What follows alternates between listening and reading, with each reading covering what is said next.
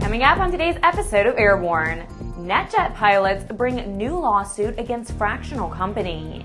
U.S. House renews accelerated depreciation on business assets, including aircraft, and Apollo 13 successful failure to be commemorated at AirVenture 2015.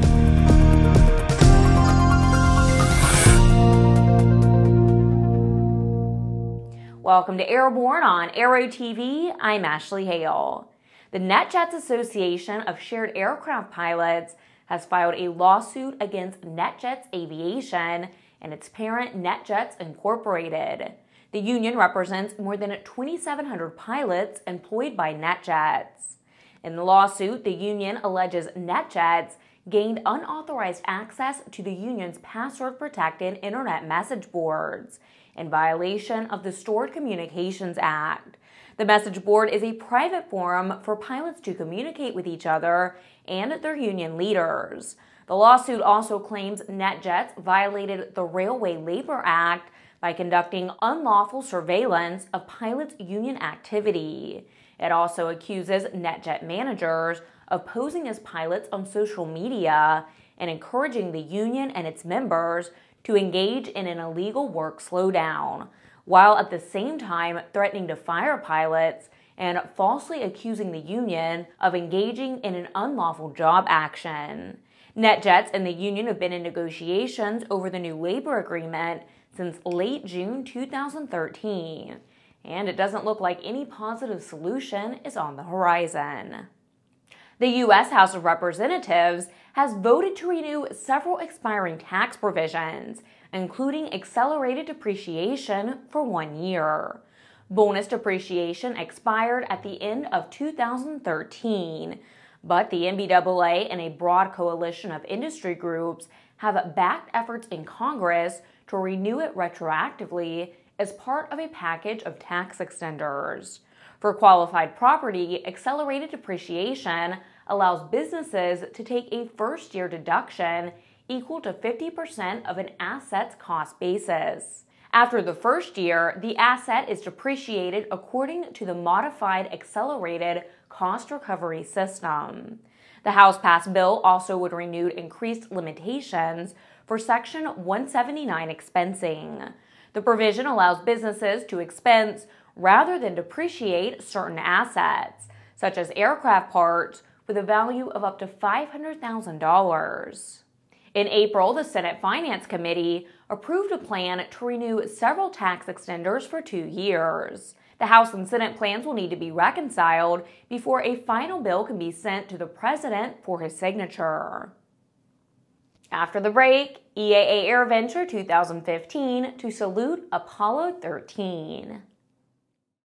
ADS-B will be mandatory for most aircraft by 2020 in the United States, but you can benefit from ADS-B today with the Bendix King KT-74 Mode S transponder. The KT-74 meets the global mandates for ADS-B out when attached to a suitable WAAS GPS. Finally, the extraordinary story of the world-changing X-Prize space competition is being told and illustrated with hundreds of insider photos in Jim Campbell's colorful new book, Beyond the Blue. Journey with Jim as he flies formation with spaceships, plays in zero gravity, prepares rocket racers, and documents the amazing first decade of the personal space race. Available this summer. Get your advance order in now by checking out www.kindredspirit.com. Welcome back. If you'd like to be a supporter of Airborne, Aero-TV, our website, or podcast, send an email to jim@aero-news.net. One of the most harrowing and triumphant adventures in space exploration history will be commemorated at EAA AirVenture Oshkosh 2015, as members of the Apollo 13 crew and team will participate in activities marking the 45th anniversary of what was called the successful failure of the aborted moon mission. Apollo 13 mission commander Jim Lovell and flight director Gene Kranz will lead the members of the mission team participating in activities at Oshkosh. They will recount the preparation for what was planned as the third manned mission to the moon.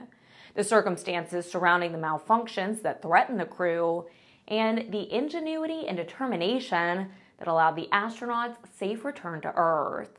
The final schedule and list of additional Apollo 13 team members are still being established. Exact schedules and activities will be announced as they are confirmed. Each week, we share with you a sample of an online video one of our viewers found especially entertaining. We call it our Aero Video of the Week. Final liftoff of Atlanta.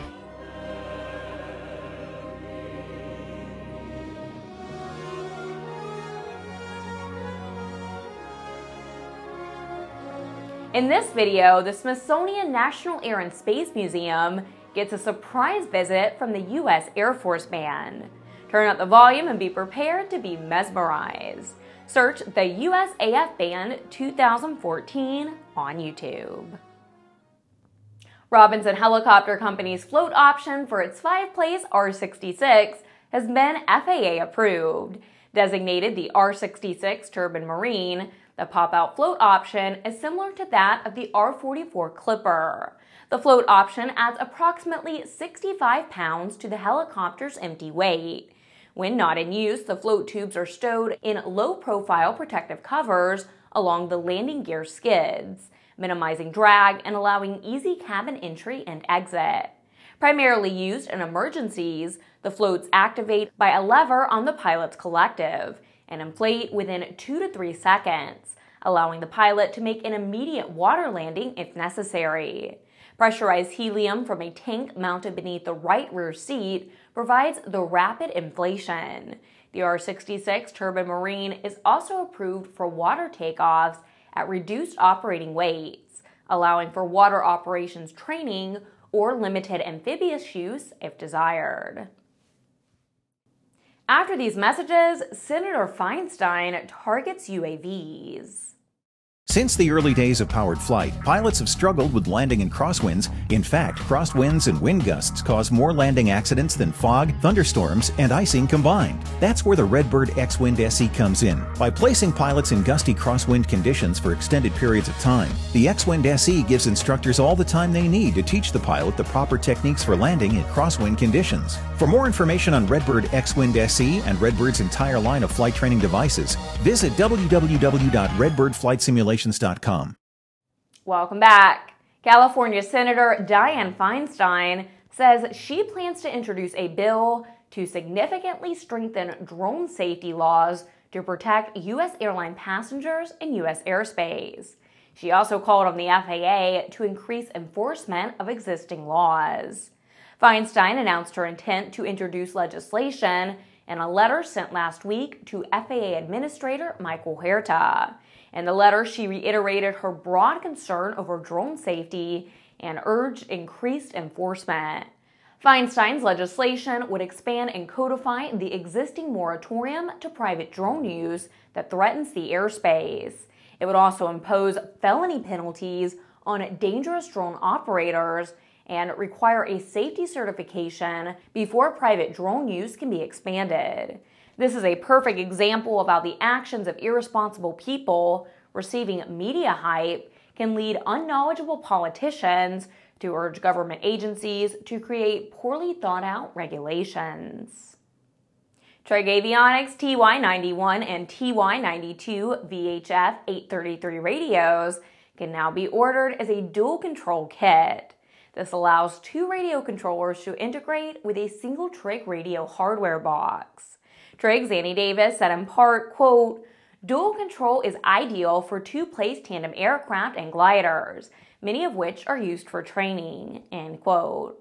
Common functions such as volume adjustment, frequency selection, transmit, and flip-flop can be made in either cockpit. A clear status display ensures both pilots can see controller selections being made.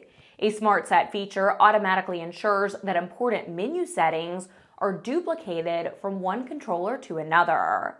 Trig's controller is also highly compact, and the radio hardware box can be installed elsewhere in the cockpit. Existing TY91 installations can be upgraded with the purchase of a single TC90 controller as a retrofit.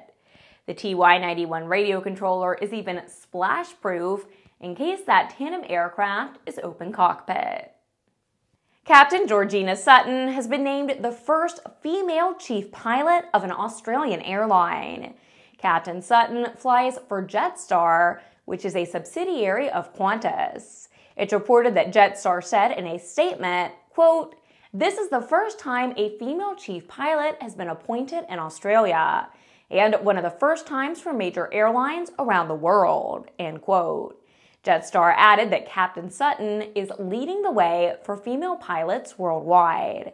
Sutton was previously a Boeing 767 captain for Qantas, where she was a fleet captain. In that role, it's reported she had responsibility for 180 pilots. When she assumes her new duties in February, she will oversee 900 pilots across the Jetstar fleet. Well, that's our program. Remember to get comprehensive, real-time, 24/7 coverage of the latest aviation and aerospace stories anytime at aero-news.net. Remember, Airborne is streamed 3 times a week and is always online. Join us every Monday, Wednesday, and Friday for a new edition of Airborne. And remember, the debut of Airborne Unlimited is now less than a month away. I'm Ashley Hale. Thanks for watching.